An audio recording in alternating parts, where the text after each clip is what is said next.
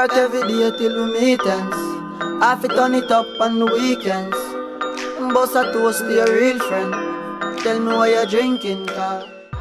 Dancehall je vlastne kultúra, ktorá pochádza z Jamajky, z malého ostrova v Karibskom mori.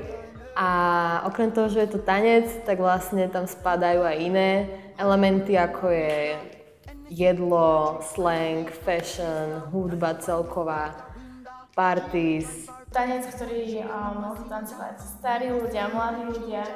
Na jamajských party fakt môžete vidieť babku, ktorá si dojde zatancovať. Alebo policajta so zbraňou, odloží zbranie tancovať. Neviem, či potom. Je to pre všetky vekové kategórie, pre chlapov, pre ženy, takže to je na tom super. A hlavne sme veľmi vďačné, že to môžeme, teda ako som spomínala, že sa to rozšírilo, že to môžeme mať na Slovensku, že to môžeme nejak posúvať medzi ľudí.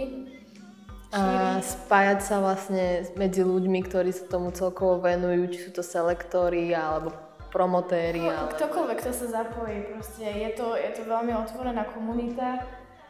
Ktokoľvek, kto len dojde na hodinu si vyskúšať, zatancovať si alebo na party.